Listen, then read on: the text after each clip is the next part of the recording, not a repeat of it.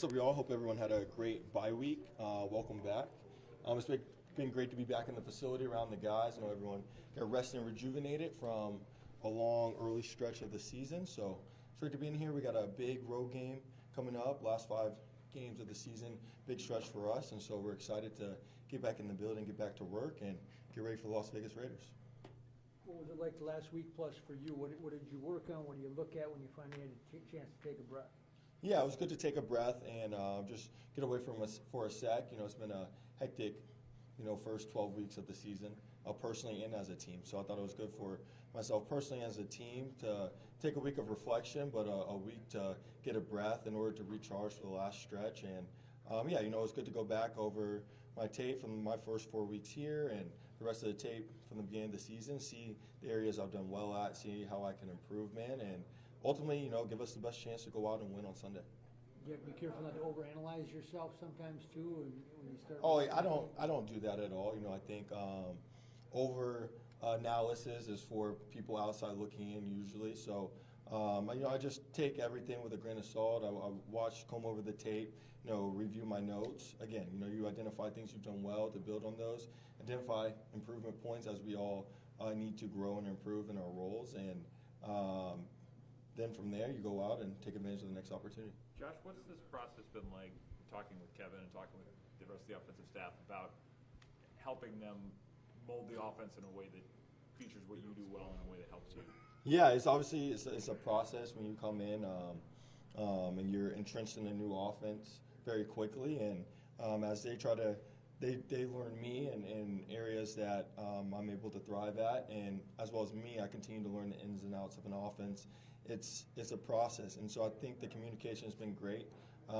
Starting with the coaching staff, asking like, hey, like what are you comfortable with? What plays do you like? What concepts are you good at? And for me, sharing things that I like in the game plan, and also not being afraid to share things that I don't feel comfortable with, so that we're in a chance to go out and execute a play at a high level. So it was great to get a week to get that communication going, right, where you're not involved in the game plan, and continue to get to know each other.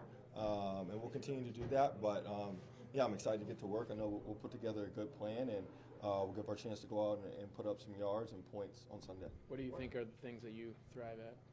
Yeah, I think rhythm passing, being able to extend plays when needed, but also when the first guy's open, getting him the ball accurately and efficiently so that he can catch and run and make plays. And those are all things that Kurt has done at a high level in this offense, and in order to keep that rhythm, keep that timing for the receivers and the guys around me, those are things that I'll continue to excel at in this offense. So it was good. It's been a very productive week, and I'm excited for this game plan. I'm excited to be back in the facility around the guys working. It's cool to get away for a second and recharge, but you start to miss your teammates and the routine of coming to the facility and preparing for the next opponent. So it's been great to get back to work. What changes with significantly different offensively, or just some tweaks that here and there, or how would you kind of describe the? No, I mean it's just tweaks, right? Like, I think you can always over speculate based on a previous performance, both good and bad. And so there's no reason to blow it up, man. We just got to do what we're good at. Protect the football and make the routine plays when they're out there, and we do that, man. We'll play good football. It's very simple. What changes with Justin Jefferson back in the lineup?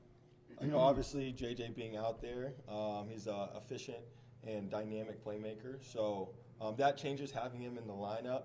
But for me, man, I got to still go through my same process and trust the plans and trust the game that, when the opportunities are there for him to get the ball, he'll get it. He'll go out and make a play. And when the opportunity is it for the ball to go somewhere else, those guys who have been making plays throughout the time and stepping up into those bigger roles, they'll make the play. So it's great to have JJ back, and we're getting up to speed as quickly as possible so that we can hit the ground running on Sunday.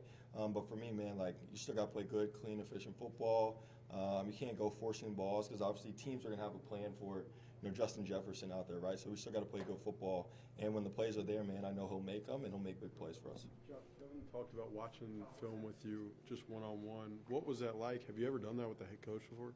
I've done that with play callers before, in the past. So I thought it was good that we had the week to do that. So I can see the game more from his eyes. As a quarterback, you want to be able to go out and execute a play based on the intent of why the play is being called. Like if there's a shot, you want to be able to take it. If we get the opportune look, if there's not, you want to get the ball out of your hands so that the chains are moving, we're playing efficient offense. So it was good to see it from his eyes. I know it was probably good for him to see it from my eyes, as we didn't have the OTAs and camps and all those reps that we would have had in a normal season. So it was very productive communication, man. I know it will help us as well moving forward.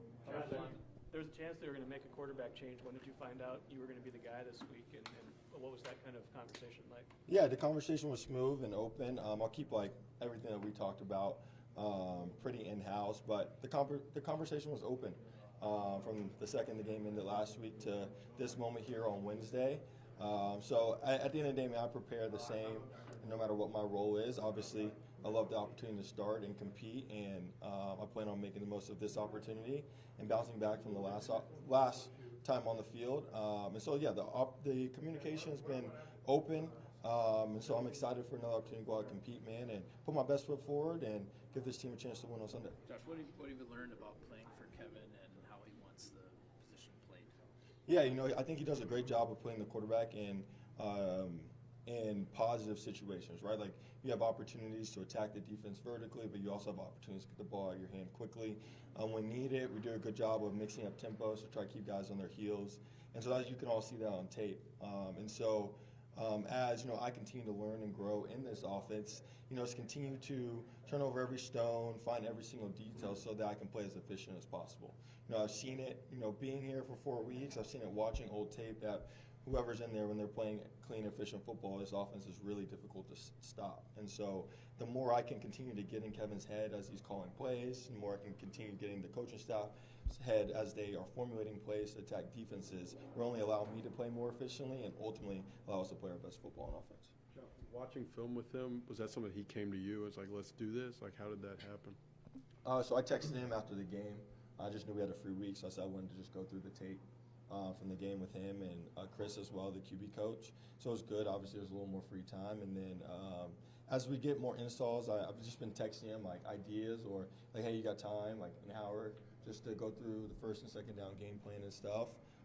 Because, yeah, I want to play the best football I can because, I know all the guys in here, man, like, we've worked so hard to get to this moment where we hold our own destiny.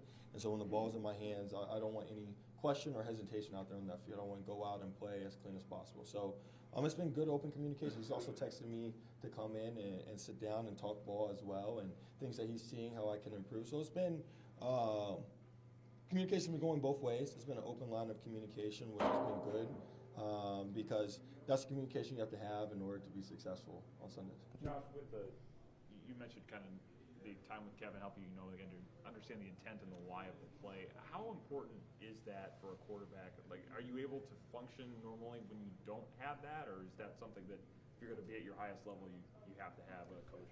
Yeah, I mean, you can function, right? Like, you can hear a play called and have your interpretation of the play, right? But it's different when you're game planning a play for a specific look, and if you're not getting that look, hey, like, what do I want to do so the ball's out of my hand quickly? If I get that look, okay, like, why did we call this play? Now we get the look, how are we trying to attack it? So, yeah, you can survive, but you're not going to play the most efficient version of football out there, right? You might be holding the ball, a couple extra hitches, letting the rush affect the game. And ultimately, that's when defenses thrive because they got some really good players across the ball. So when you're able to get the ball in your hand and know, hey, like, this look I'm trying to attack, and if I don't get this look, this is exactly what I'm doing, you're able to play quickly and not just survive, but actually attack the defense that's across from you. Kevin and them have talked a lot over the last year and a half about how defenses defend Justin and how different that may be to a normal game. How different is it? How much do you prepare for? Yeah, obviously teams are going to have a plan. We have the best receiver in the NFL coming to your stadium. And so as a quarterback, right, it's, knowing their normal looks that they play when Justin Jefferson isn't out there, and then knowing what they could play based on other offenses they've played with a dynamic receiver.